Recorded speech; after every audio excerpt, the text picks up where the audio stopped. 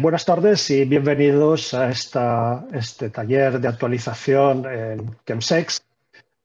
Para estas sesiones, que van a ser dos, este jueves hoy y otra la semana que viene, el jueves que viene, hemos invitado a profesionales de la salud que trabajan en primera línea atendiendo cada día a personas que practican Chemsex y que presentan diversos problemas de salud, como veremos a continuación, y veremos cómo lo abordan, cómo pueden gestionar este tipo de consultas. Y quiero agradecerles su participación en este taller. Quiero agradecer también a FL Science por la organización y especialmente a Eli Pagés y Marina Ventura por su trabajo y por su apoyo logístico. Y finalmente quiero agradecer a MSD por su apoyo financiero que ha hecho posible la realización de estas sesiones.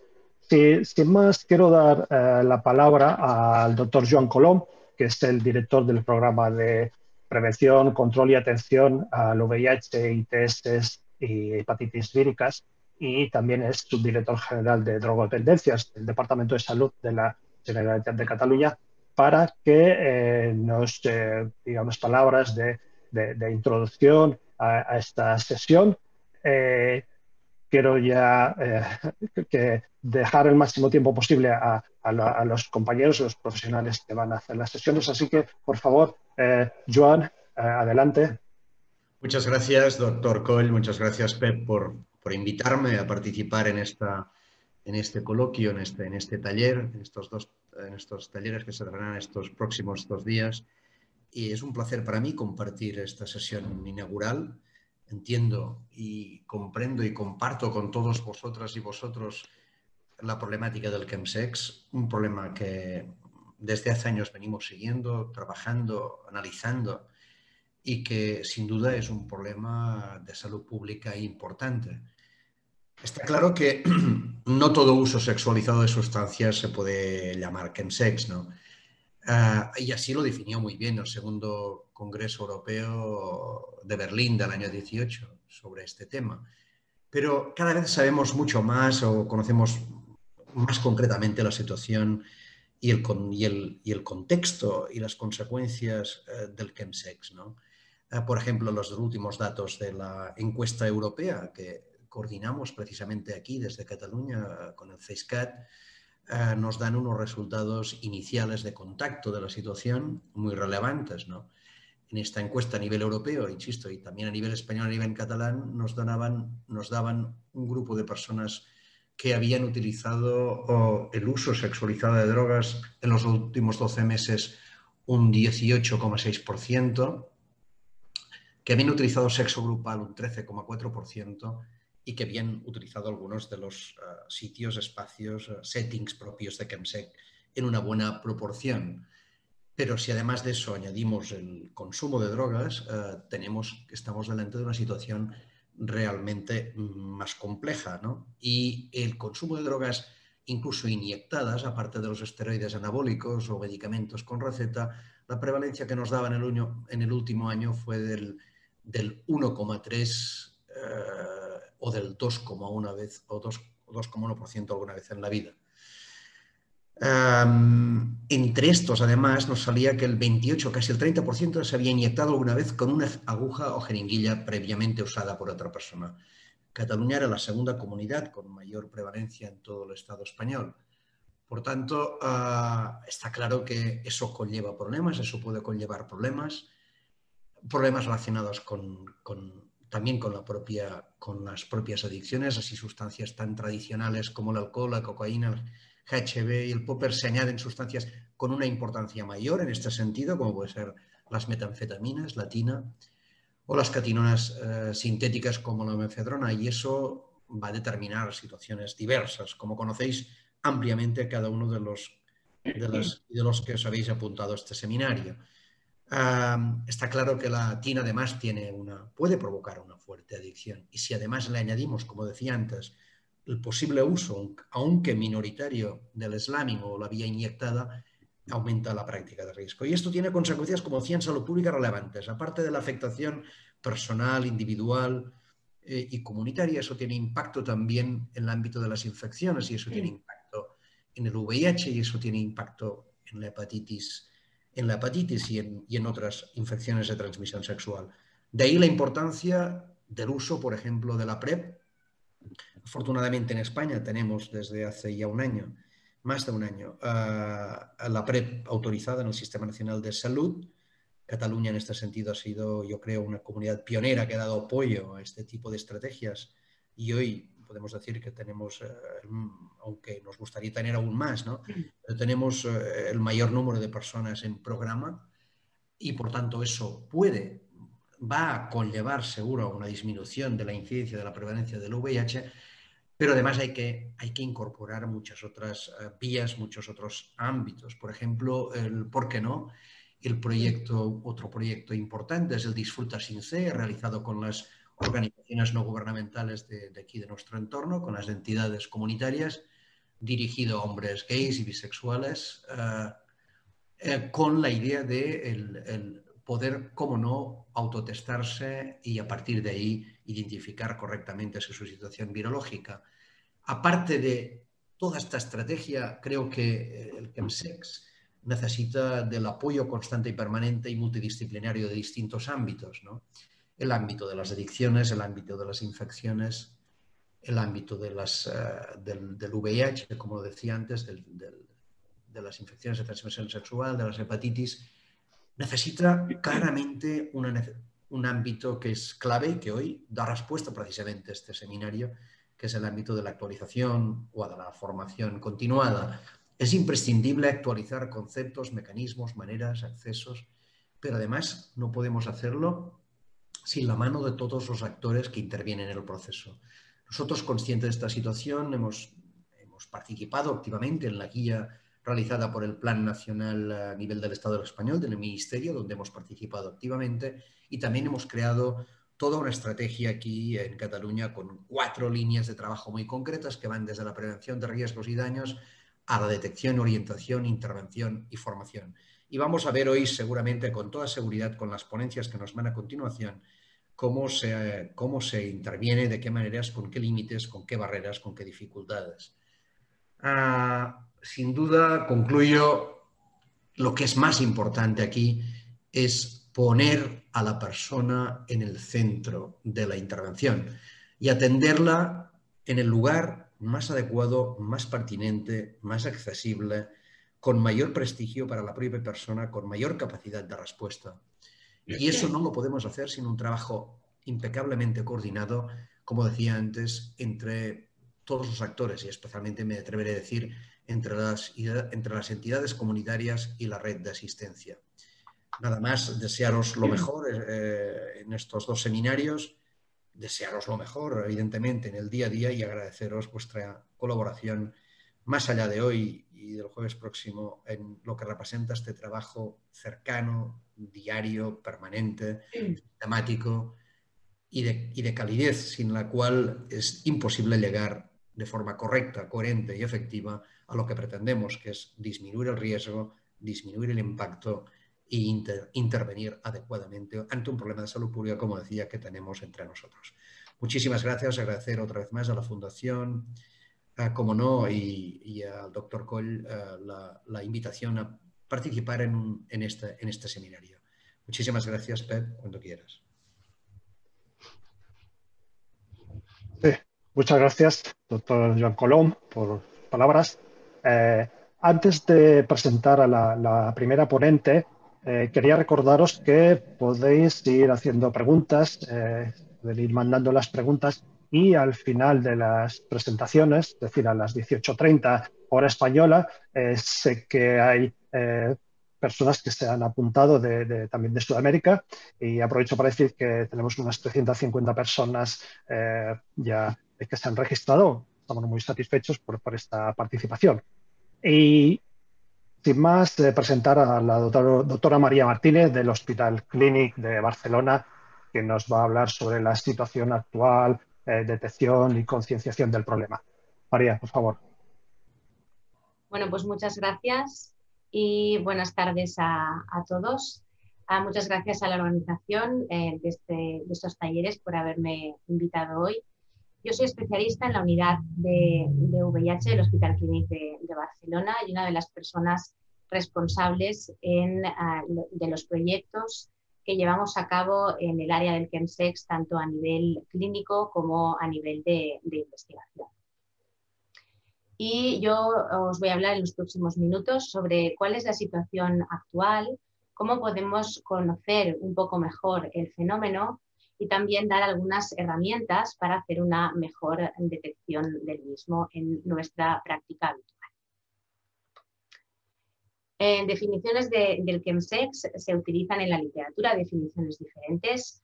La que nosotros utilizamos y que también es la que se utiliza en el último documento de consenso del Ministerio de Sanidad de abordaje global del chemsex es el uso intencionado de drogas para potenciar y alargar las relaciones sexuales por un largo periodo de tiempo, que puede variar de varias horas a días, y es el factor tiempo el que caracteriza esta definición, puesto que a mayor exposición, potencial mayor vulnerabilidad y mayores riesgos. Y es una práctica que está definida en el grupo de hombres que tienen sexo con hombres. Se utilizan por un lado drogas estimulantes y también drogas disociativas, que también se pueden combinar entre sí, y otras sustancias como vasodilatadores y también sildenafilo y también otras sustancias, y que además esto puede ser diferente según la zona geográfica y el momento en el que se analiza. El papel de las nuevas tecnologías es fundamental en la aparición y en la diseminación del fenómeno por la facilidad de acceso, la inmediatez, la posibilidad de perfilar características, de conseguir el sexo y de conseguir las sustancias. Hablamos de slamming o hablamos de slam sex cuando algunas de estas sustancias se utilizan de forma endovenosa. Y esta práctica, en general, del chemsex, se ha asociado a prácticas sexuales de mayor riesgo, a más infecciones de transmisión sexual, en un porcentaje elevado a policonsumo y también a potenciales mayores consecuencias psicobiosociales del consumo problemático. Y es que no todo uso sexualizado de sustancias es chemsex. El chemsex, con estas características que hemos comentado, estaría englobado, sería una parte dentro del uso de sustancias en contexto sexual que se englobaría dentro del uso recreacional de sustancias. Y además existe una variación cultural. Aquí en esta diapositiva tenéis un ejemplo de diferentes trabajos que hablan sobre la práctica del chemsex en diferentes lugares del mundo, y hay pues algunos rasgos diferenciales, sobre todo pues, en cuanto a la frecuencia de uso de determinadas sustancias. Y además es importante que para poder acercarnos al usuario y para poder crear un vínculo y un ambiente de confianza, pues también conozcamos cuáles son las variantes o las fórmulas más utilizadas por los propios usuarios para referirse a la práctica del chemsex. En cuanto a datos así más recientes, tenemos la encuesta EMIS2, que es una encuesta europea online que se ha realizado en hombres que tienen sexo con hombres. Los resultados se han publicado a partir del 2019 y se siguen todavía publicando subgrupos de resultados y de trabajos. Y en cuanto a dónde se practica el chemsex, sí que sabíamos de estudios previos pues que principalmente se practica en casas privadas, pero también es importante tener presente que también se puede practicar chemsex en saunas, en clubs de sexo, en hoteles y también en zonas de cruising, y aquí en Barcelona tenemos una zona importante, y esto pues hay estudios etnográficos cualitativos que lo describen muy bien. Y es importante tenerlo presente porque de cara a la prevención o a las estrategias de reducción de daños pueden ser diferentes, y los agentes que pueden participar en estas estrategias de prevención de daños también pueden ser diferentes según el escenario donde se practique el chemsex. Además, el chemsex que se asocia a una práctica de sexo en grupo, esto es cierto, pero también el chemsex se puede practicar con la pareja habitual o de uno en uno, o también incluso se puede practicar en solitario. Y hablamos de un perfil de usuario de chemsex o de perfiles de usuarios. en España, cuando se empezó a hablar del fenómeno, quizá pues con los primeros trabajos que se hicieron de aproximación al chemsex desde Madrid, pues se definió un perfil, y este también coincide con el perfil de usuarios de chemsex del estudio Usex Study. Un perfil de usuarios pues con un nivel socioeconómico y cultural alto, que pues difiere ligeramente del perfil de usuarios de chemsex que nosotros tenemos en nuestra cohorte en el hospital clínico. Actualmente llevamos en seguimiento más de 260 usuarios de chemsex, y como veis, pues casi la mitad son migrantes, son procedentes de Latinoamérica. Además, casi el 40% de ellos tienen una llegada reciente a Barcelona, ha sido posterior al 2015, y además el nivel sociocultural pues no es tan alto. Y esto quizás pues nos está definiendo un perfil de vulnerabilidad concreto que tenemos que tener presente de cara a abordajes más específicos. Sí que es verdad que hay características en los diferentes perfiles usuarios de chemsex similares, ¿no? Como son prácticas sexuales no protegidas, alrededor de un 50% de policonsumo, y nosotros en nuestra cohorte de usuarios de chemsex reportan hasta un 20% de SLAM y un 15% reportan en Usex Study. Además, también tenemos que saber que no existe un patrón único de consumo. Y esto es importante porque los abordajes deben ser dirigidos y específicos, porque las necesidades de los usuarios pueden ser diferentes. Hay descritos pues, patrones de consumo experimental, que son consumos iniciáticos de personas que se inician en esta práctica, que puede ser una cosa puntual y que puede no tener más implicación en su salud sexual. También hay descritos patrones de consumo ocasional que están vinculados, algunos de ellos, a grandes eventos gays. Y quizás en estos dos también el estar poco familiarizado con las sustancias o el consumirlas de una manera muy frecuente durante un corto periodo de tiempo, quizás ahí la reducción de daños debe ir más dirigida al conocimiento de las sustancias y las potenciales combinaciones que pueden ser más perjudiciales para evitar intoxicaciones agudas. Y esto es diferente de la persona que ya tiene un consumo habitual, un consumo instaurado, que conoce las sustancias, que lo practica con cierta frecuencia. Y aquí quizás el abordaje es más de saber si se siente cómodo en esta práctica, cómo está viviendo su vida sexual. Y esto es diferente de un consumo diario que ya pues, muchas veces se ha desvinculado del sexo y que pues ya quizás indica pues, que puede haber un trastorno por uso de sustancias. Y también el consumo específico de los trabajadores sexuales, que está vinculado a los servicios y condicionado a los servicios que ofrecen, y además pueden tener mayor vulnerabilidad, puesto que son personas que, muchas de ellas también migrantes, que no tienen un sitio fijo y viajan mucho por diferentes ciudades, y además esto puede repercutir en que sea más difícil vincularse al sistema sanitario y a programas para prevención y mejorar su salud sexual. En cuanto a los resultados de prevalencias que reporta la encuesta EMIS 2017, aquí tenemos las prevalencias generales a nivel de Europa. España se situaría entre un 6 y un 8%, aunque veremos que la prevalencia global es un poco más alta. Y aquí tenemos la definición que se utiliza en el EMIS para hablar de chemsex, es el uso de drogas estimulantes para mejorar el sexo o para prolongarlo.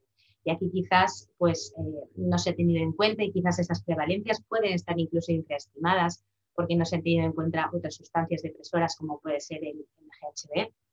Y vemos pues, que las prevalencias en diferentes comunidades son estas, como veis, y también pues, en Barcelona, Madrid y Valencia pues, son una de las ciudades donde más se practica el chemsex. La prevalencia global, como veis, que describe el EMIS 2017 es del 14%, pero en determinados subgrupos, como son los hombres que tienen sexo transaccional o los hombres que viven con el VIH, pues puede llegar a ser una prevalencia más elevada. Y es que los estudios que había hasta el momento estos son estudios, en esta tabla tenéis estudios realizados en Madrid, pues mostraban prevalencias diferentes justo porque las definiciones sobre chemsex utilizadas pues también eran diferentes. Nosotros en el 2017, en nuestra cohorte de personas que viven con el VIH, hicimos una encuesta anónima y para ver la prevalencia de uso de drogas en contexto sexual, no solo chemsex, y vimos que el 41% de las personas que tienen VIH refirieron consumir al menos una sustancia en contexto sexual en el último año. Esta encuesta la hemos vuelto a repetir en el 2019 y hemos visto un incremento general del consumo, pero además un incremento del consumo reciente en los últimos 6 meses y también en el último mes. Pues quizás poniendo de manifiesto que es una práctica que está presente y al alza en nuestro entorno. En cuanto al tipo de drogas que se utilizan en el chemsex, también pues, la frecuencia de uso individual puede ser diferente según estudios. En los estudios realizados en Madrid, tanto en el Sex Study como en el estudio de aproximación al chemsex, pues existe un peso importante de la cocaína y de la mefedrona y GHB y un poco menos quizás de la metanfetamina. Nosotros, sin embargo, pues encontramos que el peso de la metanfetamina es importante, siendo la segunda droga más utilizada en el contexto del chemsex. ¿Y en qué situaciones tenemos que pensar que podemos estar ante un usuario de chemsex? ¿Qué situaciones pueden ser de vulnerabilidad para estar teniendo esta práctica? Entonces, deberíamos pensarlo en hombres que tienen sexo con hombres, que consultan en los centros de ITS o de VIH por profilaxis postexposición, por varios episodios de profilaxis postexposición, por infecciones de transmisión sexual frecuentes y también por episodios de hepatitis aguda C o de reinfecciones por virus C. Nosotros en este sentido tenemos mucha experiencia, puesto que ya hace años fuimos los primeros en describir un brote epidémico de hepatitis aguda C en el colectivo de hombres que tienen sexo con hombres que viven con el VIH sexualmente transmitida, y esto es una experiencia que hemos ido trabajando, hemos ido comunicando a lo largo del tiempo y quizás en los últimos 2 años hemos visto una disminución de nuevos episodios de hepatitis aguda C que relacionamos con el tratamiento generalizado y el acceso a los antivirales de acción directa, pero sin embargo tenemos menos episodios de hepatitis aguda C, pero tenemos más episodios de reinfección por virus C. Y entonces cuando analizamos qué está pasando en los 2 últimos años en los nuevos episodios de hepatitis aguda C y sobre todo en el perfil de las personas que presentan reinfección por virus C, vemos que son usuarios de chemsex que utilizan drogas para tener sexo en un 76% y que el 23% practica slam, además de otras prácticas sexuales de más riesgo y además de una relación importante con infecciones de transmisión sexual, sobre todo sífilis. Debemos pensar y debemos explorar también la posibilidad de estar practicando chemsex en los usuarios de PrEP. Nosotros llevamos un año en el programa de PrEP y hemos hecho un primer análisis y tenemos un 63% de usuarios de PrEP que practican chemsex. Y esto es importante porque tenemos que realizar estrategias de prevención más dirigidas y enfocadas en este sentido. También a nivel de urgencias hospitalarias tenemos que tener en cuenta personas que consultan por traumatismos relacionados a prácticas sexuales más agresivas, fisuras anales, fracturas de pene, lesiones rectales o también orquiepididimitis de repetición. También pensar en personas que consultan por intoxicaciones agudas por drogas, que han tenido agresiones en contexto de uso de sustancias o agresiones sexuales porque se dan situaciones de sexo no consentido dentro de la práctica del chemsex. Eso es algo que también hay que explorar. También que consulten por síntomas psicóticos, paranoias, alucinaciones, pero quizás en la consulta de VIH o de PrEP o de ITS nos podamos encontrar que los síntomas son más sutiles a nivel psicológico psiquiátrico, como puede ser pues, una ansiedad de reciente aparición, o problemas de insomnio, pérdidas de memoria. Y luego hay otras situaciones sociales o emocionales que también pueden desencadenar o incrementar la práctica o empezarla, como son pues, problemas en el trabajo, que es algo que estamos viendo ahora de una manera muy importante en esta época de pandemia por COVID. Problemas también con la pareja o rupturas sentimentales que pueden desencadenar un aumento de la práctica y, como ya he comentado antes, personas migrantes y trabajadores sexuales. ¿Y qué preguntas podemos hacer para la reflexión y, sobre todo, para detectar potencial consumo problemático en nuestra práctica clínica? Pues tenemos que intentar crear un clima de confianza con el usuario y acercarnos y abordar este tema sin prejuicios y sin estigma.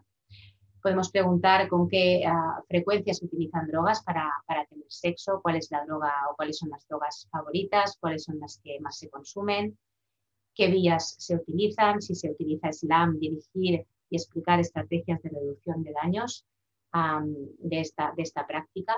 También preguntar pues, cuántas horas se ha permanecido despierto utilizando drogas, o si se ha faltado al trabajo, si se han tenido problemas económicos cuando se ha estado consumiendo sustancias, si se ha tenido pues, alguna disminución del nivel de conciencia o cuántas veces, si se ha consultado a urgencias por esto, si se ha tenido alguna mala experiencia en general, pues, como agresiones, robos o sexo no consentido. Y también explorar un poco cómo se está viviendo la sexualidad, si está satisfecho con la vida sexual que se lleva en este contexto, si le gustaría modificar alguna cosa. Y también hablar sobre el sexo sobrio, cuándo ha sido la última vez que has tenido relaciones sexuales sin drogas, si las tienes y las disfrutas igual. Sí, también explorar un poco pues, los vínculos afectivos y también un poco si se tienen alternativas o no al ocio sexualizado, ¿no? O también alternativas de socialización fuera de esta práctica. Y nada más, quería acabar diciendo pues, que la práctica del chemsex, como hemos visto, es frecuente en algunos grupos de hombres que tienen sexo con hombres, habiendo estudios que muestran una prevalencia más elevada, sobre todo pues, en algunos subgrupos como hombres que tienen la infección por VIH, que no existe un perfil único de usuario de chemsex, que hay una variación cultural, que es un fenómeno dinámico y que necesitamos una actualización constante y necesitamos formación y competencia cultural para hacer un buen abordaje. Y este abordaje además debe ser multidisciplinar, necesitamos más colaboración de centros sanitarios, con instituciones públicas y organizaciones comunitarias para mejorar estrategias de prevención y de reducción de daños dirigidas a las necesidades específicas de los diferentes perfiles de usuarios de chemsex. Y esto es todo lo que yo os quería explicar y ahora daré paso a Jorge García, que nos hablará de las consecuencias potenciales de esta práctica. Muchas gracias.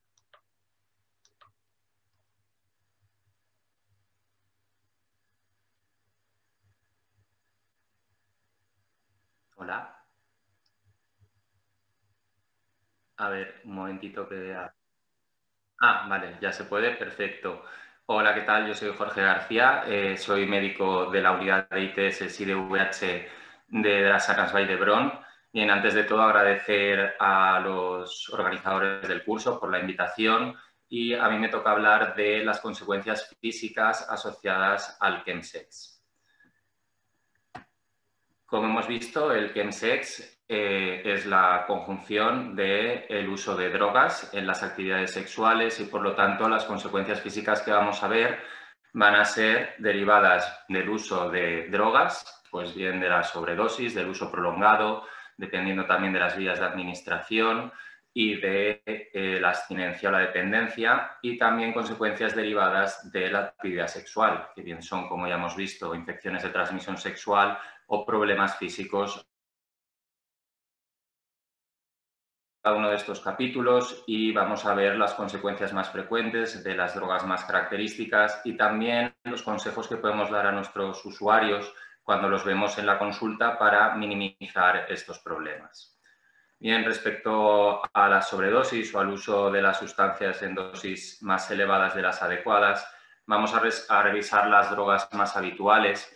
Respecto al GHB, el GHB es un análogo del GABA, es una sustancia que hace un efecto parecido al alcohol, pero muchísimo más potente, Por lo tanto, los primeros efectos que podemos detectar como que nos estamos pasando de dosis es la aparición de náuseas, mareo, vómitos, pero que además, como esta sustancia tiene una ventana de seguridad muy estrecha, rápidamente se puede asociar ya a una disminución del nivel de consciencia, a un coma, incluso a la muerte por depresión del sistema respiratorio.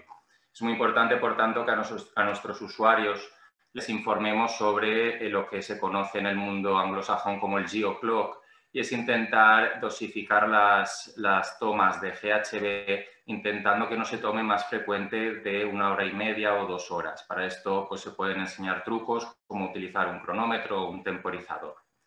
Respecto a las drogas estimulantes, como son las anfetaminas, que como hemos visto varían desde pues, la anfetamina clásica del speed hasta pues, parecidos o familiares como la mefedrona o la metanfetamina, y además la cocaína como otro estimulante, lo que van a producir como síntomas iniciales son la taquicardia, boca seca, síndromes así anticolinérgicos como por ejemplo retención o dificultad para la micción, y posteriormente en dosis más elevadas pues pueden llegar a producir arritmias, eventos vasculares, tanto cerebrovasculares como cardiovasculares, y también pueden producir golpes de calor. Es muy importante, por tanto, intentar dosificar bien estas sustancias. Por una parte, muchas de ellas se utilizan vía snifada y hay que saber que todas las sustancias no tienen el mismo tamaño para hacer una raya, tienen que instruirse en el tamaño que hay que hacer de cada una de las sustancias, y es muy importante hidratarse. Como ha dicho María, muchas de estas prácticas se realizan en saunas y es muy importante pues, estar hidratado, porque tanto estas sustancias aumentan la temperatura corporal como el hecho de estar en una sauna y se pueden dar golpes de calor. La otra sustancia que también se utiliza frecuentemente es la ketamina. Esta sustancia tiene un perfil más seguro que el resto, aún así sí que es verdad que en dosis elevadas puede producir lo que popularmente se conoce como el K-hole. La ketamina es una sustancia disociativa y a dosis elevadas puede producir una disociación bastante fuerte, que lo que provoca es la sensación de estar aislado dentro de tu propio organismo y la dificultad de conectar con el exterior y de comunicarte. Y puede ser bastante angustiante, aunque hay que pues informarles de que esto puede ocurrir para que estén tranquilos, si les ocurre que estén en un lugar seguro, sin muchos estímulos, y que esto puede pasarse. Es muy típica la administración de la ketamina con este tipo de cucharillas en vez de hacerlo en rayas. Y hay que informarles pues de que la cucharilla tiene la dificultad de que, aunque la sustancia, la cantidad puede ser pequeña, al no poder calcular el grosor, sí que puedes estar haciendo una sobredosificación sin darte cuenta. Respecto al uso prolongado de las sustancias, ya sabemos pues, que todas estas sustancias son adictivas y pueden producir un cuadro de dependencia. Esto lo dejaremos ya más para la parte de consecuencias psíquicas. Y respecto al uso prolongado de la metanfetamina, sí que destacar pues, la aparición de psicosis y también que, como la vía utilizada habitualmente es la fumada, puede producir deterioros de la cavidad oral, como pérdidas de piezas dentales o gingivitis. En cuanto a la abstinencia, el cuadro más relevante a destacar es el cuadro de abstinencia por GHB. El GHB, como hemos dicho, es una sustancia que se parece bastante al alcohol, aunque es mucho más potente. Y en el caso del GHB en la abstinencia puede producir cuadros similares a la abstinencia del alcohol, que pueden llegar hasta un delirium tremens. En un estudio realizado hace ya bastantes años se hizo una revisión de los casos publicados que había de abstinencia sintomática al GHB y se vio que en 38 casos descritos, aquellos en los que aparecía el síndrome de abstinencia tenían un intervalo de dosis de administración de cada 4 horas, no aparecía delirium tremens en aquellos que lo utilizaban cada 8 horas o durante más tiempo. La dosis a partir de la cual aparece el delirium tremens en esta revisión es a partir de 30 gramos, que correspondería a unas 15 varillas, que es lo que se suele utilizar, o 15 cucharillas de té. Y el tiempo en el que habían estado utilizándolo era muy variable. La media era de 1,3 años, pero incluso con solo haberlo utilizado durante 2-3 meses, si se hacía de una forma muy intensa, podían aparecer estos síntomas. Aunque en la mayoría el síndrome de abstinencia aparece en las primeras 24 horas, podría demorarse hasta los 2 días y la duración de estos síntomas podían ser de hasta 9 días. Los síntomas más frecuentes son el temblor, la taquicardia, la ansiedad, pero como podemos ver, más de la mitad desarrollaron un delirium tremens. Por ello es importante que cuando hablamos de GHB con nuestros usuarios, si hacen un uso muy continuado y quieren dejar de consumir, informemos sobre los signos de alarma y planifiquemos la interrupción para evitar esta complicación. Lo ideal sería, además, si hay un consumo muy intenso, hacerlo en una unidad de desintoxicación. Como tratamiento, igual que en el caso del alcohol, las benzodiazepinas son uno de los tratamientos más frecuentemente utilizados. Bien, respecto a las vías de administración, estas vías son las vías más utilizadas habitualmente. Vamos a ver un poco las consecuencias que puede tener el uso de cada una. Respecto a la vía snifada, pues todos sabemos que todas estas sustancias, lo vamos a ver alrededor de todas las vías, son cáusticas, son irritativas, por lo tanto pueden producir úlceras nasales, sangrado, y conocemos ya de tiempo atrás del uso de la cocaína, pues que pueden producir perforación del tabique nasal. Por ello es muy importante que les digamos que después de haber utilizado esta vía, cuando una vez se acabe la sesión o se deje de consumir, es muy beneficioso hacer lavados con suero nasal para intentar evitar que queden restos y que produzcan más daño. Respecto a la vía fumada, que es la vía de las más utilizadas para la metanfetamina o el crystal meth, hay que tener cuidado a la hora de consumirlo porque acercarse mucho a la pipa puede producir quemaduras. Ya hemos visto, ¿no?, el meth mouth, lo que produce a largo plazo, y además el utilizar la vía pulmonar se ha asociado a problemas respiratorios. En el artículo referenciado abajo podéis ver una revisión de los problemas asociados que pueden ir desde una mayor frecuencia de neumonías a un cuadro de hipertensión pulmonar asociado al uso de metanfetamina. En cuanto a la vía rectal, pues derivado de la introducción de sustancias se pueden producir traumatismos, heridas y, como hemos dicho, son corrosivas y pueden producir úlceras. En este sentido, lo que se recomienda también es, pues si se va a utilizar esta vía, aunque es menos utilizada, es menos común, intentar diluir la sustancia con un suero para evitar que sea tan corrosiva.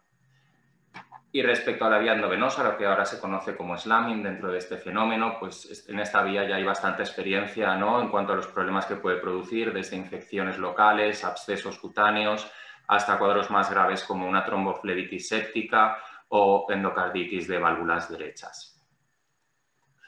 Bien, antes de entrar en el bloque del sexo, hacer un poco de referencia a lo que son las motivaciones que genera el chemsex, ¿no? El chemsex, pues, se utiliza, o las sustancias estas se utilizan porque aumentan la libido, porque intensifican el placer, además te desinhiben para hacer prácticas que no te atreverías a realizar sobrio. Como ha dicho María, prolongan la duración de las prácticas sexuales, aumentan el umbral del dolor, por lo tanto no sentimos tanto dolor y nos permite hacer otras prácticas y genera una sensación de pertenencia del grupo. Para entender un poco todo este fenómeno recomiendo la película que tenéis en medio, el documental Chemsex, que explica muy bien el fenómeno, pero yo por lo que traigo esta diapositiva es para que entendáis que esto lo que va a provocar es más parejas sexuales y más tiempo de sexo. Por lo tanto, es lógico entender que haya un riesgo aumentado de ITS. En el estudio publicado de Jussex-Gesida, en el que se hizo una entrevista en unidades de VIH a 742 usuarios que vivían con VIH, se vio que un 29% practicaban chemsex. Y estos, cuando se analizaban diferentes ITS, se vio que tenían un 30% más de sífilis, un 20% más de gonorrea y clamidia y hasta 5 veces más hepatitis C. Cuando se hace un análisis univariado de qué factores de riesgo influyen en la adquisición de ITS, se vio que el chemsex y el slamsex, el slamming, eran factores de riesgo. Y el chemsex en concreto se continuaba siendo un factor de riesgo en el análisis multivariado. En un estudio propio de Drasanas, en el que se encuestan a 514 usuarios GBHSH, gays bisexuales y hombres que tienen sexo con hombres, vimos también que el 26% practicaban chemsex y que además estos pues tenían una frecuencia mayor de ITS, de gonorrea, clamidia y sífilis, y también tenían una mayor frecuencia de VIH, así como prácticas que pueden hacerte más vulnerable a ellas, como el sexo en grupo o el fisting. Cuando hacemos un análisis multivariado en el que lo hacemos de una manera diferente, lo que hacemos es buscar en qué características influye el chemsex, vemos que el chemsex es un factor de riesgo para gonorrea y sífilis, para la infección por VIH, pero también vemos que está más asociado a la PrEP. Por lo tanto, interpretamos que los usuarios de chemsex son conscientes ellos mismos de la vulnerabilidad que hay para adquirir ITS y, por lo tanto, buscan estrategias de prevención como la PrEP. Sin embargo, lo que sí se ve en este estudio es que el uso del preservativo no estaba relacionado con el chemsex, es decir, Los usuarios de chemsex utilizaban tanto preservativo como los no usuarios y, sin embargo, sí que tenían más ITS. Como estudios previos que ya se han publicado, como la cohorte de Traeger de Australia, parece ser que el preservativo no influye tanto en la adquisición como pueden ser otros factores que influyen más, como el número de parejas, el uso de drogas o el sexo en grupo.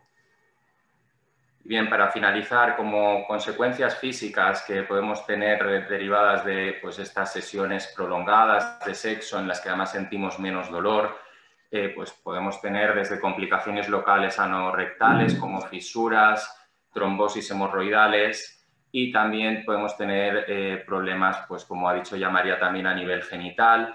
Se ven a veces laceraciones del pene en aquellos usuarios que utilizan cock ring y derivado del uso prolongado de sildenafil o de tadalafil se puede ver también pues, la consecuencia del priapismo o de fracturas de pene. Muy bien, pues esto era un poco el resumen de todas las consecuencias físicas que podemos tener derivado del consumo de la práctica de chemsex. Y ahora pasaremos a la doctora Torrens, que nos hablará de las consecuencias psiquiátricas. Muchas gracias. Muchas gracias, Jorge. Yo os voy a hablar de las consecuencias, sobre todo relacionadas con la salud mental. Y en este sentido me presento, soy María Torrens, soy responsable de adicciones en la zona del Hospital del Mar, con todo el litoral. Y en este sentido, pues tenemos en algunos sitios con más pacientes que acuden en demanda de tratamiento y en el que se detecta la situación de chemsex, a pesar de que, como ya comentaré hacia el final de mi presentación, realmente uno de los grandes problemas para nuestros pacientes es conseguir que lleguen a los sitios adecuados para ser tratados, o sea, para que se detecte y puedan ser tratados. Esta es la presentación que hago. En este sentido, indicaros que no tengo, ahora no está, ahora sí, vale, que no tengo ningún conflicto de interés en esta presentación. Y ya hemos comentado, ya se ha comentado que el chemsex es un tipo particular de consumo recreativo de drogas en contextos sexuales y que se ha asociado, ya lo ha comentado mi predecesor, Jorge, con sobredosis, en el sentido de sobredosis en el consumo, adicciones, ya lo ha comentado muy bien relacionado con el GHB.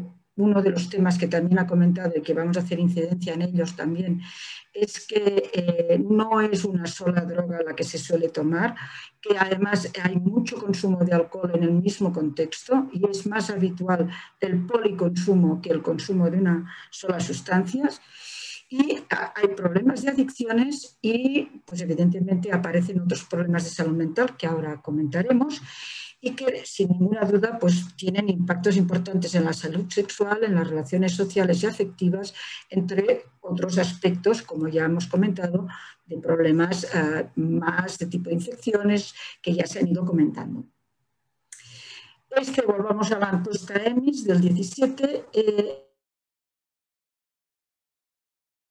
Lo que vemos es que el 18% de la población de los pacientes que utilizan chemsex había referido síntomas moderados de depresión y el 8% ya eran severos, ya podíamos hablar de sintomatología depresiva importante. Y una cosa importante, el 21% había tenido ideación suicida, más de la mitad de los días.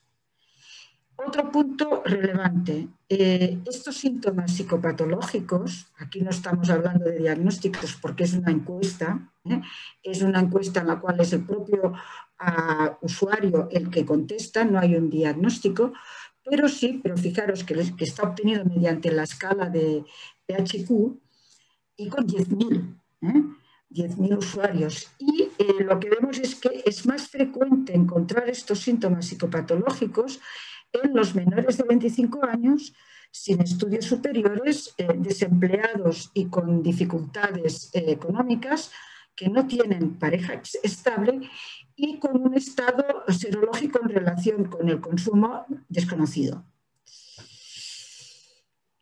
Cuando vemos estos trastornos, vale, sabemos que están así, pero ¿cómo es comparado con la población general? Pues comparado con la población general, la población LGBTQ más positivo tienen mayor prevalencia de la mayoría de los trastornos mentales que en la población general.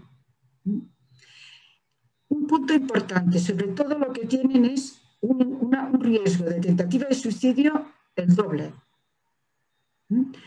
Y esto sobre todo en la población de hombres gays y bisexuales. Esto es un punto a tener en cuenta, porque ya podemos comentar que muchas veces los suicidios, cuando hay consumo de sustancias, quedan enmascarados por una intoxicación accidental. Y si sabemos que no todas las intoxicaciones son accidentales, sino que hay una proporción importante de intoxicaciones por sustancias que son voluntarias.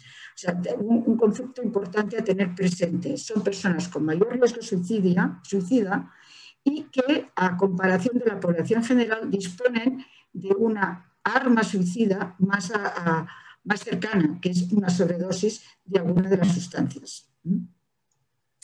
Además, también, evidentemente, y como ya hemos comentado, pero respecto a la población general, pues también tienen un mayor riesgo de tener trastornos depresivos, trastornos de ansiedad y trastornos por consumo. O sea, no solamente el consumo puntual, sino realmente hacer una adicción, un trastorno por el uso de sustancias. Y estos riesgos son de 1,5 veces más que la población general.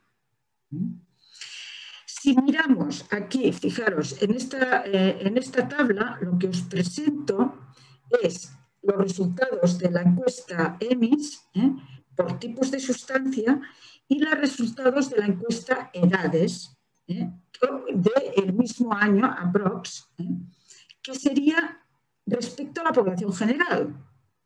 Y aquí los dos casos son en consumos en los últimos 12 meses, no a lo largo de la vida, sino en los últimos 12 meses. Fijaros que en todas las sustancias, desde luego en las ilegales, pero empezando por el alcohol, en la encuesta de EMIS hay mucho más consumo de sustancias que lo que encontramos en la población general. El alcohol es el 92%. Hablamos mucho de todas las otras sustancias, pero como ya he adelantado antes e insisto, el policonsumo, sobre todo con alcohol, es muy frecuente. Los poppers, por descontado, pero también el cannabis es más del doble, los sedantes y tranquilizantes más del doble, sustancias para mantener erección es una cuestión que no se pregunta en la encuesta de población general, no sabemos allí. Cocaína, fijaros qué diferencia. Entre el 15,5% lo han manifestado, lo han consumido en el último año versus el 2% población general. El MDMA, el éxtasis, el GH, que estas son preguntas un poco peculiares porque no deja de ser más que la misma presentación, la misma sustancia en diferente tipo de presentación, el GHB, el speed, que es la metanfetamina, que luego volvemos a ver después que también sale como metanfetamina. Hay también una serie de problemas cuando vamos a mirar en lo que reconocen como cada una de las sustancias, porque luego también sabemos que, por ejemplo, metanfetamina y speed es lo mismo con diferente presentación. Pero bueno, en todo caso, lo que sí que quería comentar es el consumo mucho mayor entre esta población que la población general. ¿Cuáles son los más frecuentes? Ya hemos comentado, 1,5 más que de trastornos de ansiedad, 1,5 más de trastornos depresivos, más episodios psicóticos. Estos episodios psicóticos también veremos que tienen mucha relación con algunas de las sustancias que se están consumiendo que pueden desencadenar estos trastornos psicóticos. Las conductas suicidas, que ya le hemos comentado, que multiplica por 2 el riesgo suicida, el trastorno de estrés postraumático, y hablaremos un poco más del trastorno de estrés postraumático, que también es superior al esperado en la población general, en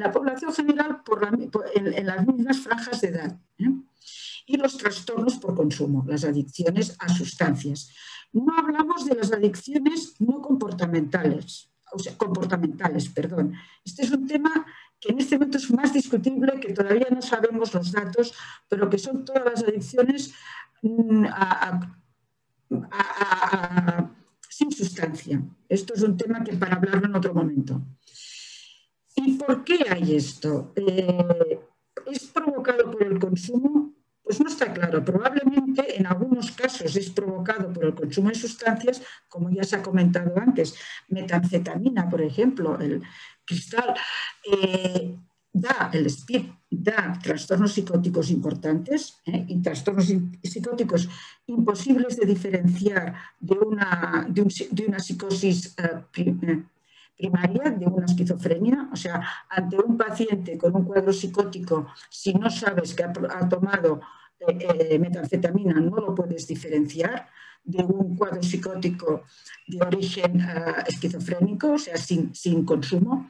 O sea, sí que hay estos trastornos inducidos por sustancias, pero también es verdad que estos trastornos inducidos por sustancias, y este es uno de los problemas con los que nos encontramos, a medida que se va consumiendo, se van convirtiendo en perennes, o sea, en trastornos psicóticos, pero que ya no se van con la abstinencia. Es lo que en algunos casos se reconoce como trastornos esquizo-inducidos, pero que allí ya no hay diferencias. Es igual, a la que pasan más de 3 años en que han ido haciendo trastornos inducidos por metanfetamina, psicóticos, acaban siendo trastornos psicóticos que no van a mejorar exclusivamente con la abstinencia. Estos serían los más relacionados con la inducción. Los trastornos depresivos, aquí podríamos tener de todo tipo, relacionados con el consumo, pero también en muchos casos son incluso previos al inicio del chemsex. Y aquí tenemos, pues, desde los que ya lo tenían y con el chemsex pues, se aparecen más, que de alguna manera en algún momento incluso intentan automedicarse, pero que no, y que aparecen hasta los que realmente podemos decir que son inducidos por las sustancias. Esto sería, aquí veis, los trastornos psicóticos, que es lo que os comentaba, los que son sobre todo por la metanfetamina. La metanfetamina es la que lo produce más, la mefedrona también, la cocaína también, pero el que tiene mayor riesgo es la metanfetamina. Y esto hay que tenerlo muy claro y explicárselo muy bien. La mefedrona tiene un poco más de riesgo que la cocaína y la cocaína también tiene riesgo, pero menos. Un poco la intensidad iría así. Y en cuanto a la ansiedad y la depresión, pues aparte de lo que sería relacionado con el consumo de algunas de las sustancias que lo pueden mucho que ver también con el propio estigma que está relacionado con la práctica de chemsex y con la homofobia interiorizada. Y esto es uno de los puntos que serían más puntos previos que no desencadenados por. El estrés postraumático que hemos comentado, fijaros que también esta población tiene un mayor riesgo de tener estrés postraumático que la población general. Este estrés es el doble que en los hombres de población general. Los hombres de población general el estrés postraumático es alrededor del 4%. Aquí el estrés postraumático es del 9%.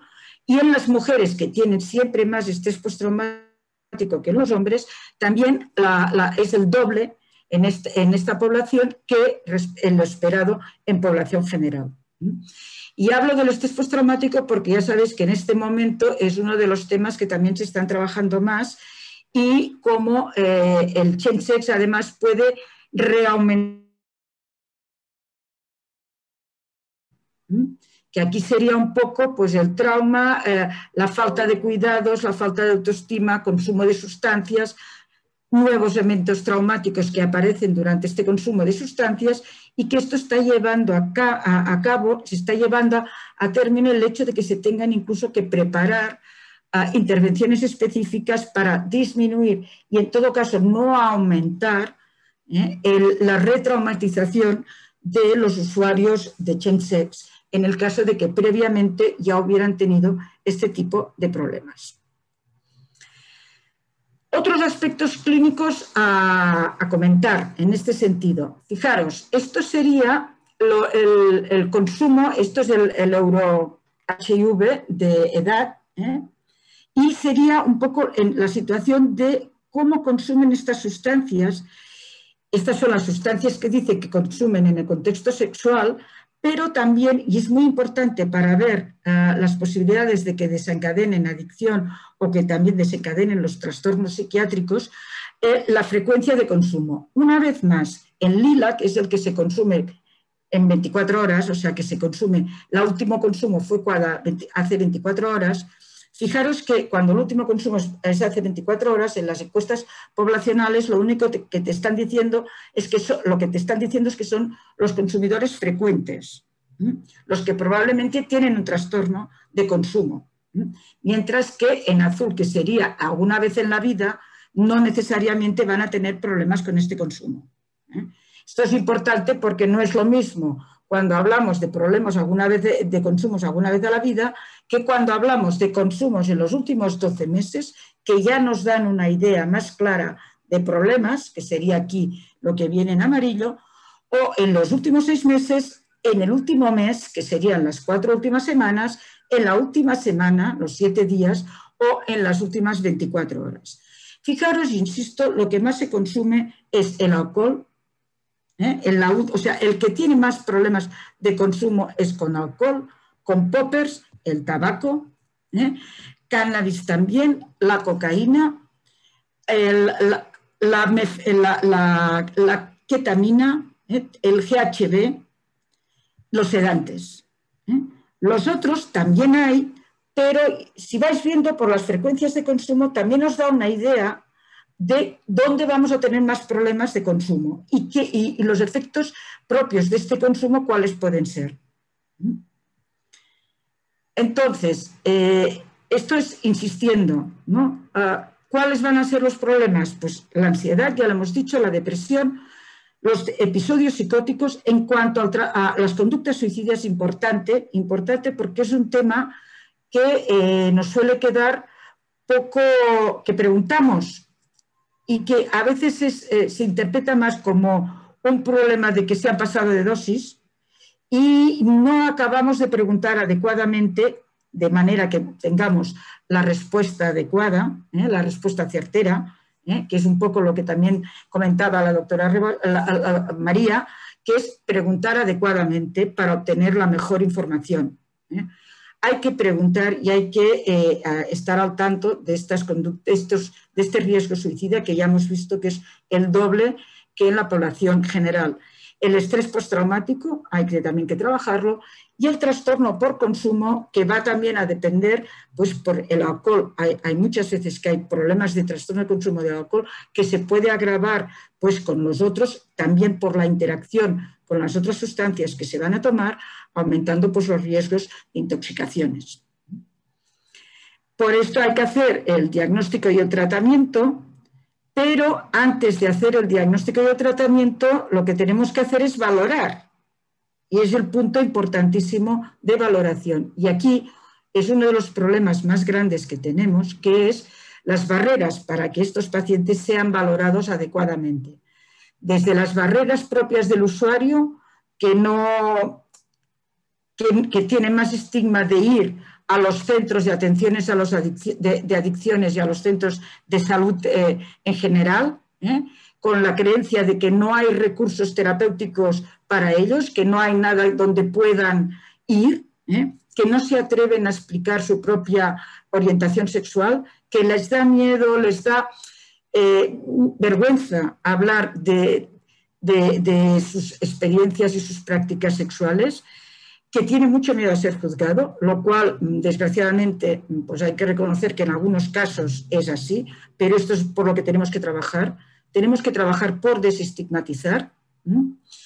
Y el temor a encontrarse con otros recursos, que no se respete su confidencialidad. Este es un punto importantísimo. Pero es un poco lo que se ha comentado de donde estén a acercarnos, es un punto importante y a tener en cuenta. Las propias barreras del profesional, hemos hablado del usuario, pero también hay las barreras propias de los profesionales.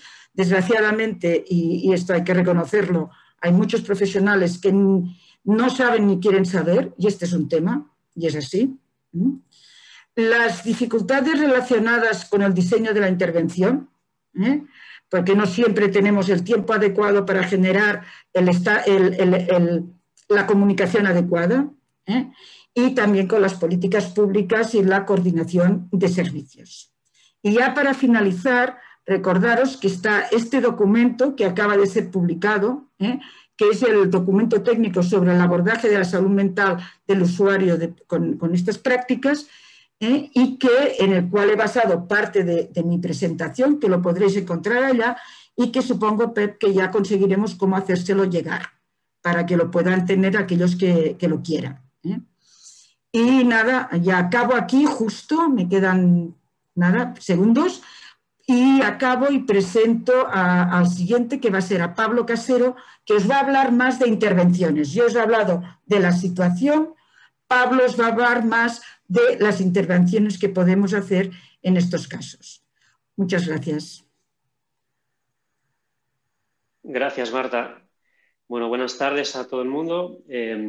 Soy Pablo Casero, soy psicólogo psicoterapeuta de Stop SIDA, de una ONG comunitaria en Barcelona. A mí me parece importante hablar de la importancia de un abordaje comunitario a la hora de abordar las problemáticas de chemsex. ¿Por qué es importante hacer un abordaje comunitario? Bueno, pues porque como ya han estado diciendo mis compañeros anteriormente, hay un gran peso de la homofobia interiorizada, miedo al estigma, al rechazo, etc. Y desde lo comunitario, desde la propia comunidad, entendemos que es importante acompañar. ¿En qué consiste el abordaje comunitario que ofrecemos desde Stop SIDA? Por un lado, están las terapias, terapia individual y grupal, que ya hablaré de ello un poquitín más adelante. ¿No? Los pacientes tienen a disposición terapias individuales y de grupos, tienen la posibilidad de hacer voluntariado. Dentro de la entidad hay distintos tipos de voluntariado, hay uno específico para usuarios del servicio de chemsex, hay un grupo específico de actividades de ocio, ¿no? Porque nos damos cuenta de que los usuarios pues, muchas veces se encontraban con que pues querían dejar de consumir, pero en su entorno no había nadie que no consumiera. Esto es una forma de poder tener pues, una actividad, por ejemplo, un sábado, que sea una alternativa a, pues me estoy todo el viernes por la noche y todo el sábado consumiendo. No, pues si tengo un grupo con el que puedo salir a hacer una excursión al museo, pues me puede servir pues, para llenar esos vacíos que muchas veces se llenan con el consumo. Tenemos además un servicio de inserción laboral para personas pues, que están en situación pues, de desempleo, a veces en situación de calle incluso. Nos coordinamos con servicios de VIH, de ITS, con psiquiatría.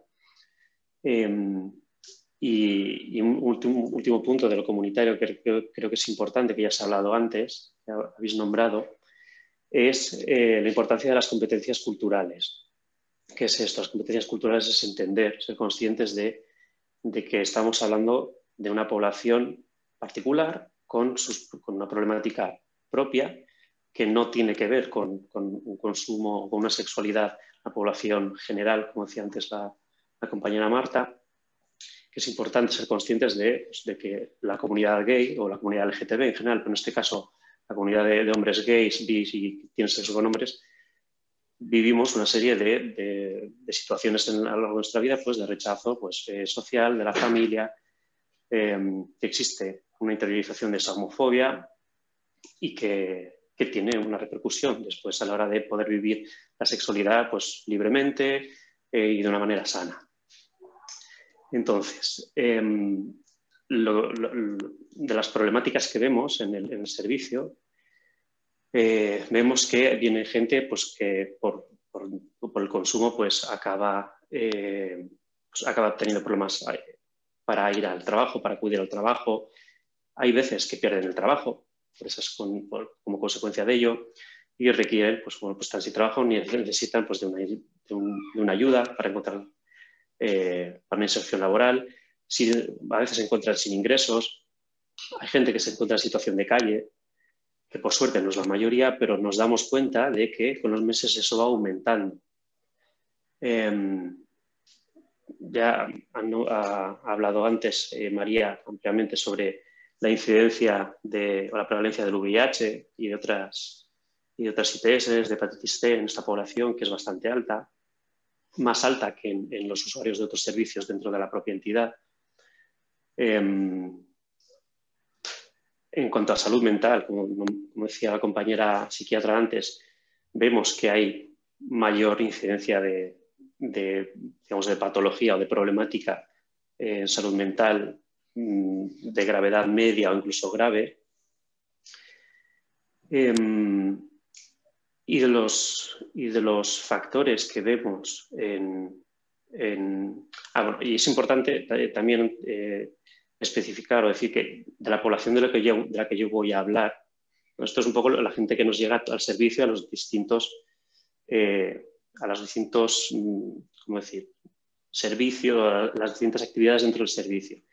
Lo que yo atiendo como psicoterapeuta son casos en los que el consumo es problemático. Como decía antes Joan Colom, no todo el consumo es problemático. No todo el mundo que acude a pedir ayuda requiere de psicoterapia.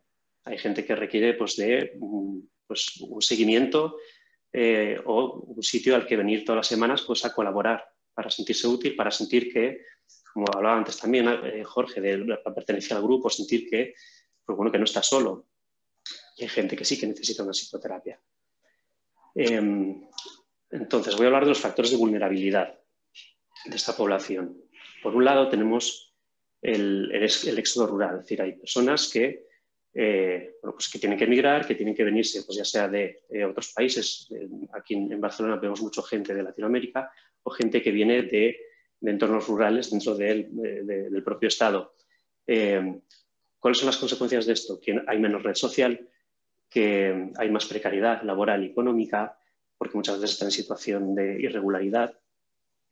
Hay que tener en cuenta que la vivencia de la homosexualidad es un factor de vulnerabilidad. ¿Por qué? Pues porque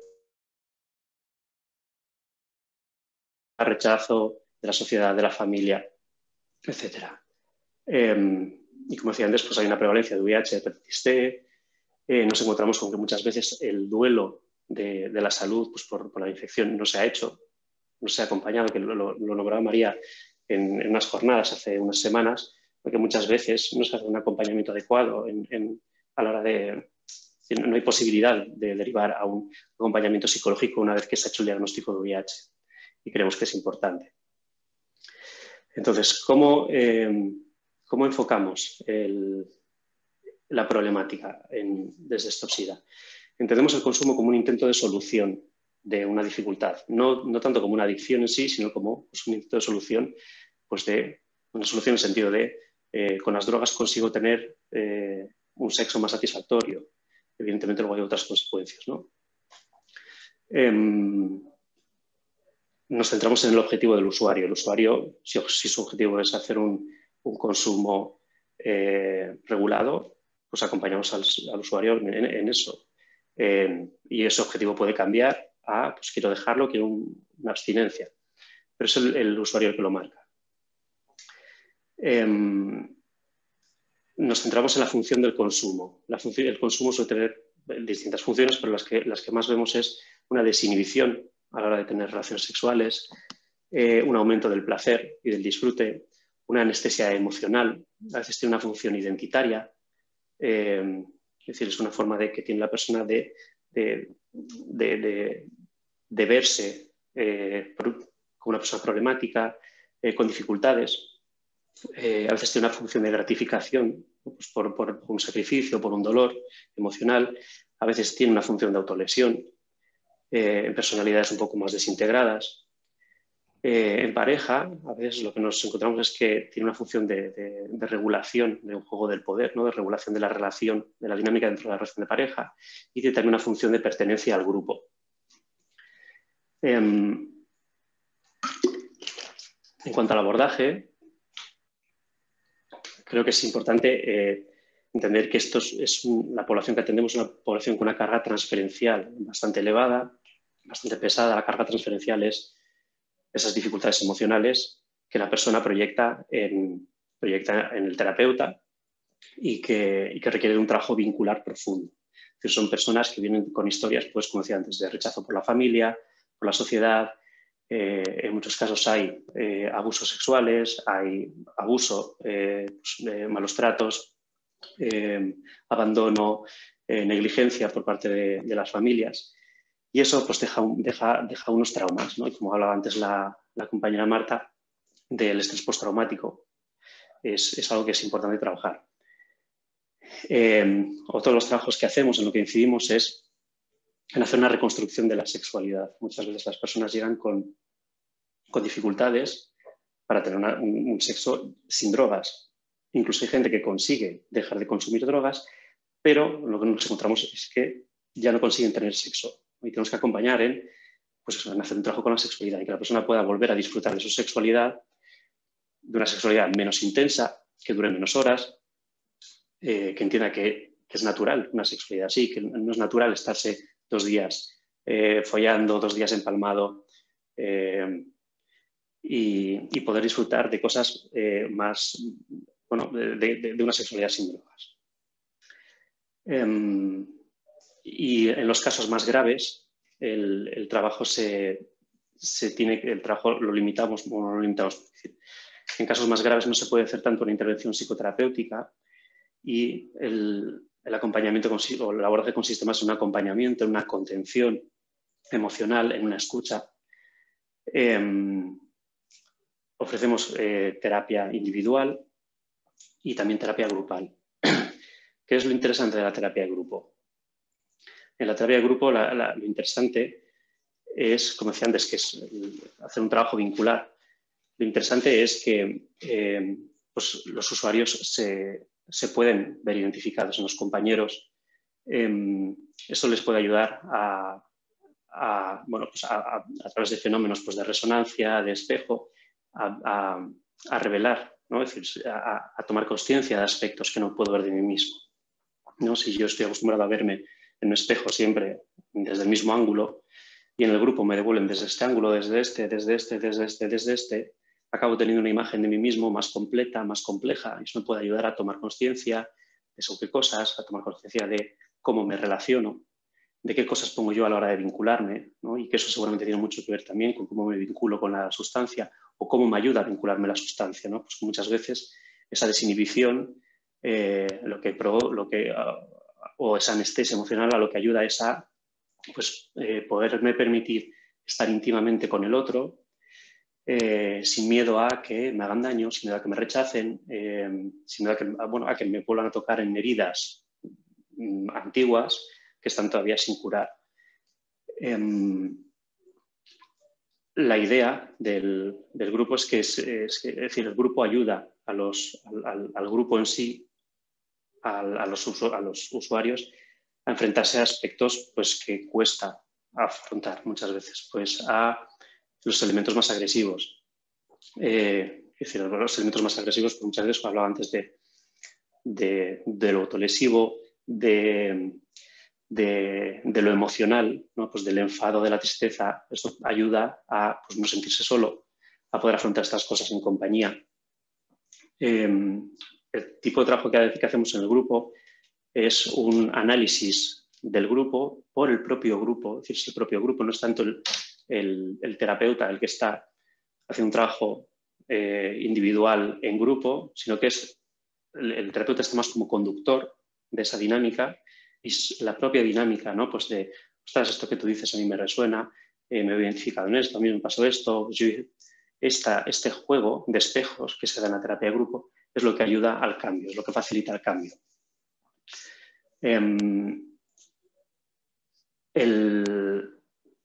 Todo lo que sucede en el grupo, pues, se interpreta y se da sentido dentro del grupo. Como decía antes, ¿no? Se dan fenómenos, pues, de espejo, ¿no? Es decir, me veo en el otro, resueno con lo que cuenta el otro, ¿no? Como una caja de resonancia. El otro toca una melodía y yo resueno con ello. Algo de eso debe haber en mí, que quizás no lo puedo ver, y gracias a que el otro lo trae, lo puedo ver yo en mí. trabajamos con la transferencia. Es decir, ¿qué pasa? Que muchas veces nos pasa, ya sea en terapia individual o en terapia grupal, y en nuestros vínculos en nuestro día a día, nos pasa que proyectamos en el otro aspectos que tienen que ver con otros vínculos interiorizados, pues con nuestros padres, con nuestros cuidadores, con exparejas, etc. Y esto puede ayudar a tomar conciencia de que quizás pues, esta dificultad que yo tengo contigo, pues me enfado contigo, pues me doy cuenta de que quizás me enfado contigo porque me he sentido rechazado y me doy cuenta de que no es tanto tu rechazo lo que me está doliendo, como que me conecta con esa herida que tengo sin sanar de rechazo de mi madre que nunca me aceptó como homosexual, por ejemplo. Los objetivos de una terapia de grupo es crear un espacio, bueno, y en realidad también de la terapia individual, es crear un espacio donde se pueda dar una toma de conciencia del modo relacional, de la modalidad relacional vincular de predilección de la persona, ¿no? Dependiendo del tipo de personalidad de cada paciente, se van a vincular de una manera, se van a poner en juego mecanismos de defensa distintos, van a poner en juego necesidades y motivaciones a la hora de crear vínculos distintas. Es un espacio en el que descubrís ante el otro, ¿no? Porque pues, se fomenta la confianza, la aceptación. Tenemos la idea de fomentar la agencia de los usuarios, que sean agentes de su propia salud y de la salud de los compañeros, ¿no? Esto que decíamos antes de la pertenencia al grupo y del comunitario, ¿no? Un grupo, pues yo voy al grupo para ayudarme a mí, o sea, para que el grupo me ayude, pero gracias a que yo me abro y expongo aspectos míos y aspectos vulnerables míos, los demás también se pueden nutrir de ello y cuidándome yo, cuido a los demás, curándome yo, curo a los demás. Y sobre todo, como no es tanto el terapeuta el que está haciendo terapia individual en grupo, como es más la dinámica que está entre ellos la que es terapéutica, fomenta esa agencia, ¿no? Que ellos mismos sean protagonistas de su cambio. La idea es dar una experiencia vincular sana y correctiva. Es decir, esos conflictos que puedan suceder, el ejemplo que ponía antes, me he sentido rechazado por ti. Bien, ¿qué te ha pasado? ¿Qué has sentido ahora mismo?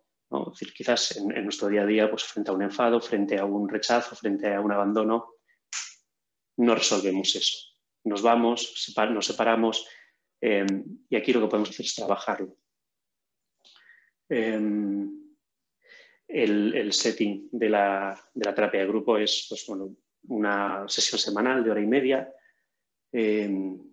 con una serie de normas, pues porque también tenemos que es importante la población con la que trabajamos una puesta de límites. Muchas veces son personas o con personalidades en las que ha habido, o historias en las que ha habido falta de límites, falta de contención de los límites y de contención emocional y afectiva, y de poner unos límites, unas normas.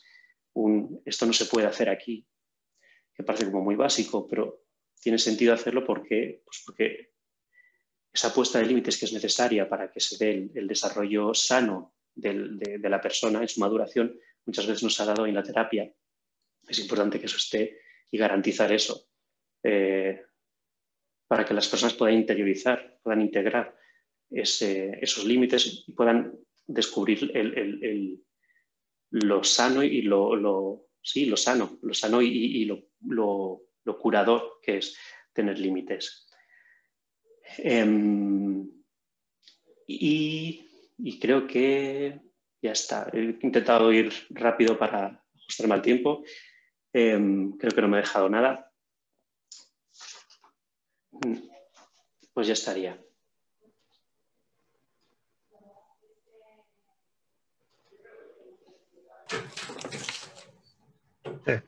Bien, muchas gracias a todos los ponentes por vuestras excelentes presentaciones y por ajustarse al tiempo, cosa difícil. Tenemos preguntas. Hay algunas preguntas por parte de las personas que han estado participando. Hay dos preguntas además que coinciden y preguntan sobre, bueno, ¿y qué pasa con el consumo de sustancias en el contexto de relaciones heterosexuales? ¿Qué información tenemos Marta ha comentado algo de la encuesta, pero que no era específico en relacionado con el sexo. Entonces, vosotros, bueno, abierto a cualquiera de vosotros que quiera comentar o contestar esta pregunta. Si queréis, ¿me oís? ¿Se me oye bien? Sí.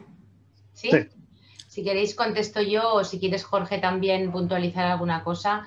Yo creo que lo que es el fenómeno del chemsex está descrito en el colectivo de hombres que tienen sexo con hombres, y esto pues las personas que durante tiempo y han consensuado su definición, creo que esto es claro, pero sí que obvio hay también estudios en los que hay uso de sustancias en contexto sexual en otros colectivos, en colectivos heterosexuales y en otros escenarios, ¿no? O sea, claro, no estaríamos hablando quizás de lo que es el chemsex definido como nosotros o como lo definimos, sino estaríamos hablando de uso sexualizado en contexto sexual, y quizás pues las sustancias aquí pueden ser diferentes y los motivos de la práctica también pueden ser diferentes, ¿no? Pues locales de intercambio de parejas ya conocidos, pues son prácticas que se conocen en colectivo heterosexual, y que también hay pues, uso de sustancias, ¿no? Así como también pues, uso de sustancias en contexto de trabajo sexual, también en personas trans, y que también el patrón de sustancias es diferente, y también en mujeres heterosexuales, ¿no? Sí. No sé si queréis añadir alguna cosa más. Sí que es verdad que, bueno, pues evidentemente pues hay consumo de sustancias recreativas vinculadas al sexo en otras poblaciones, como dices tú, María, probablemente en otros contextos, como puede ser, hay estudios ya de Holanda, de swingers, de intercambio de parejas, en los que sí que se ve que hay un mayor aumento de sustancias, aunque suelen ser diferentes, por ejemplo, GHB o MDMA, que el MDMA se utiliza menos a lo mejor en el chemsex, sí que se pueden ver, y en el trabajo sexual, en mujeres trans, por ejemplo, pues más asociado a lo que suelen contar en la consulta, más cocaína. Aquí lo que hay es una discusión semántica que yo creo que todavía no hemos llegado a hacer. Sustancias en hombres gays bisexuales y otros hombres que tienen sexo con hombres, porque nació en esta población, esta práctica, y porque además tiene un trasfondo. El chemsex no viene porque sí, aparece porque el hecho de vivir como una minoría sexual nos hace vivir unos estresores vitales mayores, vivir con un estado de alerta, de hipervigilancia, que necesita de una válvula de escape que pues muchas veces es este consumo. Estresores que pueden ser la soledad, la dismorfofobia, el miedo a no tener el cuerpo que se espera de nosotros en una sociedad gay muy exigente, estresores como la infección por VIH. De hecho, el chemsex nació inicialmente en comunidades de personas que vivían con VIH, no se sentían aceptadas en el resto de la comunidad, y por eso este fenómeno es tan específico de esta población. Cabe tener el debate en un futuro de que estas prácticas ya se están extendiendo por conocimiento a otras poblaciones, si se les debería de seguir llamando chemsex o si habría que definirlas de otra manera, porque realmente no son el mismo fenómeno. Sí, sí. Y hay otra pregunta que, bueno, en relación a consumo de estas sustancias en otros colectivos. Una pregunta específica que pregunta sobre el colectivo sanitario y médicos especialmente, si hay datos sobre chemsex y sanitarios. La pregunta empieza diciendo, bueno, sabemos que la prevalencia de trastornos adictivos en el colectivo sanitario es superior al de la población general, y la pregunta es, ¿tenemos datos concretos sobre chemsex y personal sanitario? ¿Alguien de vosotros que tenga datos? Yo personalmente no sé, María. No, nosotros tampoco, y tampoco lo recogemos, ¿no? Lo preguntan dirigido en este sentido. No, yo creo que en este sentido los que tendrían que contestar no están aquí, que son la Fundación Galatea, que es la que se encarga de hacer el tratamiento de los trastornos mentales también, incluyendo las adicciones, en el colectivo sanitario. Y ellos son los que tendrían la información que nos podrían proporcionar. Porque realmente nosotros incluso en nuestra práctica diaria, cuando viene cualquier tipo de problema en este sentido con profesionales médicos, normalmente los dirigimos precisamente allá porque hay todo el tema de confidencialidad y que está muy bien llevado en el programa, en el PAIME, que es el programa de atención integral al médico en su inicio, pero que ahora acoge también otros profesionales sanitarios. Y una pregunta para Pablo.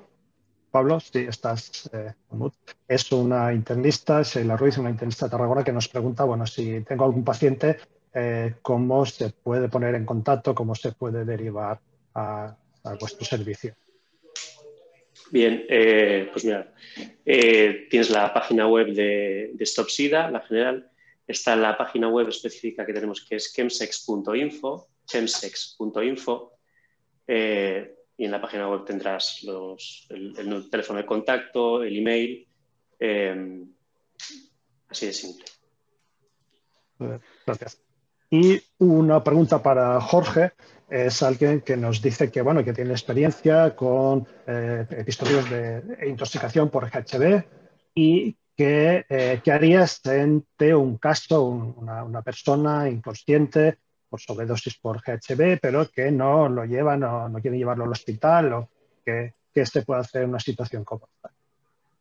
Bueno, esto es más de médico de urgencias, ¿no? Pero cuando tú tienes una sobredosis de GHB, una persona que está con disminución del nivel de consciencia, yo creo que lo primero es avisar a los servicios sanitarios. Una de las cosas que muchas veces se tiene miedo es que cuando llamamos a las ambulancias parece que va a venir aquí pues la policía, ¿no? Que te van a arrestar, pero esto es una llamada de auxilio de un servicio sanitario que va sobre todo a intentar salvar la vida de la persona y no tiene por qué entrar en este peligro. Siempre, pues desde los primeros auxilios básicos, una persona que está inconsciente, ponerla en posición lateral de seguridad, intentar que tenga la vía aérea libre, asegurarse de que esté respirando y, insisto, intentar llamar a los servicios sanitarios.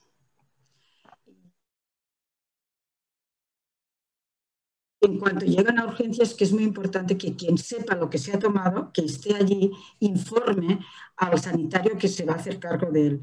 Porque si no, yo, por mis compañeros de urgencias, que dicen es que tener siempre hay uno que se encarga del paciente para que siga vivo y otro que sale pitando a recoger información. Entonces, por favor, no lo dejéis en urgencias y os larguéis, sino que hay que estar allí y acompañar y poder dar la máxima información posible. Nosotros, los sanitarios, no están y no estamos para juzgar, estamos para tratar. Y entonces, cuanta más información tenemos, mejor la hacemos. Entonces, esto es muy importante, fundamental. Y a veces temas tan peculiares, porque también hay otro tema muy importante que ya se hablará, supongo, más en el próximo día, que es cómo se les llaman a las diferentes sustancias que se toman. Entonces, muchas veces no es tanto el nombre como describir exactamente cómo era. Si tienes suerte de tener un poco de sustancia de la que ha quedado, es muy importante. Esto los urgentólogos que se dedican al tratamiento de las intoxicaciones, vamos, es lo que más les interesa para poder hacer bien las cosas. O sea, pensar que no, en urgencias es probablemente el lugar de todos donde menos se estigmatiza y donde la gente que trabaja en urgencias está para salvar vidas. Entonces, poca broma amb això. Y siguiendo con la línea de urgencias, también una pregunta para urgenciólogos, pero que en este caso dirigen a Jorge, y que dice, ¿cómo manejamos en urgencias la intoxicación aguda por mefedrona? Tenía algunos casos y aparte de benzodiazepinas no se nos ocurrían otras medidas. Primero que Marta y Jorge. Las intoxicaciones por estimulantes, bien sean cocaína, mefedrona, metanfetamina, no tienen un antídoto concreto y lo que hay que hacer es soporte vital, intentar calmar de forma no sintomática los síntomas, pues si tienen una agitación, ansiedad, pues sedantes, benzodiazepinas, y descartar que no tengan complicaciones, pues bien cardiovasculares, hacer un electro, hacer troponinas, CKs para ver que no tengan un evento coronario, que no tengan una rhabdomiólisis, e hidratación y observación. Sí, y sobre todo insistir en la observación y en mantenerlo en vida con el mínimo de cosas porque no sabemos lo que se ha tomado. Y este es uno de los grandes problemas a veces, ¿no? Que dices, bueno, están muy agitados, pero a saber. Entonces, en urgencias es de las ocasiones en las que a veces es mejor contener físicamente al paciente antes que empezar a dar otros tratamientos cuando no sabemos exactamente qué es lo que ha tomado, ¿eh? Y que puede haber unas interacciones que pueden empeorar el cuadro. La misma persona nos pregunta, hace una pregunta muy concreta, ¿y extraerías serologías en urgencias a todos los que consultan por algún problema por chemsex? María. Bueno, es una de las puertas de entrada, creo yo, al circuito de atención a los potenciales usuarios de chemsex. Yo creo que es importante, creo que es un lugar en donde se podrían hacer test rápidos, pero también hay que tener un buen drenaje para ver esos resultados y para hacer un seguimiento correcto de esos resultados. Por tanto, sí, un buen circuito, urgencias, unidades de VIH, unidades de ITS para vincular al usuario, eso sí. Me dejáis añadir, estoy totalmente de acuerdo, María, ¿no? De que es importantísimo la existencia de un circuito, ¿no? Pero que quizás el test rápido del VIH en un servicio de urgencias quizás no es el sitio más idóneo para realizarlo, porque si estamos ante un resultado positivo, pues el profesional de urgencias no va a tener tiempo ni muchas veces formación como para transmitir este diagnóstico, puede ser realmente traumático, ¿no? Pero sí que sin duda pues es un punto de entrada y sí, yo creo que aprovechar la oportunidad, pero importantísimo lo que decía María, circuito, ¿no? Bueno, ¿puedo añadir algo, Pep? Ahí nos están oyendo médicos. Ahí lo que vendría muy bien en todos los hospitales es un reconocimiento de la especialidad de enfermedades infecciosas y un infectólogo de guardia que pudiera pues acompañar en este diagnóstico en las 24 horas. Muy bien. No sé si hay algún gestor sanitario responsable del ministerio que nos esté escuchando. Si está, pues que lo apunte, ¿no? Otra pregunta. ¿Tenemos constancia del fenómeno de que es fuera de grandes ciudades? Sí, está descrito, ¿no? en ciudades más pequeñas, pero que también están relacionadas con ciudades de ocio gay, ¿no? Si no son ciudades tan grandes, pero sí que ciudades más pequeñas en las que hay pues, más colectivo gay, ¿no? Sí que es verdad que el estudio que sacó el EMIS a raíz de los datos del EMIS, que eran los datos sobre el uso de sustancias, se veía que estaba vinculado específicamente a grandes ciudades. Era uno de los factores vinculantes, era que era un fenómeno muy urbano de grandes ciudades. Eso no excluye que evidentemente pueda haber también en medios rurales. No. Y una pregunta de Sevilla, de César Sotomayor, que nos pregunta si existe un plan estratégico a nivel nacional para hacer atención multidisciplinar en hospitales públicos. No sé si está, bueno, el doctor Colón, Joan Colón conectado. Sí que hay un documento. Vale. Sí que hay un documento publicado recientemente sobre el abordaje del chemsex y después el que nos ha comentado Marta sobre el abordaje de los problemas de salud mental. Como tal, como plan estratégico a nivel nacional, bueno, de atención multidisciplinar, pues yo lo que conozco son los dos documentos del Ministerio Nacional de drogas. Y otra pregunta, tenemos todavía unos minutos, acabaremos tenemos 5 o 6 minutos. Dice, bueno, hemos oído, aparte de felicitar a los ponentes, que hemos oído que puede que haya una historia de condiciones mentales tales como ansiedad o ideación de suicidio. ¿Crees que aún falta un enfoque de salud mental? Y si es así, ¿cómo se puede mejorar a nivel comunitario aparte de los servicios sanitarios profesionales? Esto sería para Pablo y Marta. A ver, el problema es dónde van, el problema es la accesibilidad. El problema es que los pacientes lleguen o los usuarios lleguen o sea, lo ideal sería que allá donde lleguen, y en este sentido no deberíamos tener que pensar en una tercera, cuarta, quinta red específica, sino que lo que sería lo ideal, los centros de adicciones también estuvieran preparados para atender este tipo de demandas. Esto es el ideal. Fijaros que esto ya lo tenemos en problemas en los que llamamos pacientes con patología dual, que son estos que tienen problemas de adicciones a drogas y además problemas de otros tipos de problemas mentales. ¿Hacia dónde vamos? Vamos no a crear una cuarta red de salud de patología dual, sino a tener allá donde llegue el paciente se le pueda atender. En este sentido, probablemente uno de los efectos secundarios no adversos del COVID puede ser que se va a facilitar mucho más la interacción entre los centros de salud mental, centros de adicciones y centros de primaria a nivel telemático, que va a facilitar que donde llegue el paciente pueda ser atendido y también reforzar cómo atenderlo. En esto es en lo que estamos batallando desde los centros de adicciones junto con nuestros centros de salud mental, en que el paciente no sea un paciente de puerta giratoria, de allá donde, de aquí no me toca, sino que allá donde vaya se le recoja y allá donde va se le pueda atender. Pablo, ahora te toca a ti. Yo estoy de acuerdo, sería ideal que en todos los centros sanitarios hubiese conocimiento de estas problemáticas, hubiese personas formadas en competencias culturales, sería lo ideal.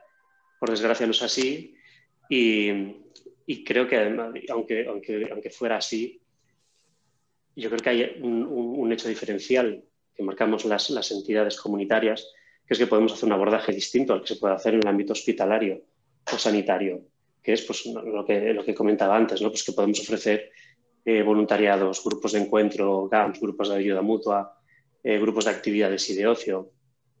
Y entiendo que algo debemos estar haciendo bien, porque el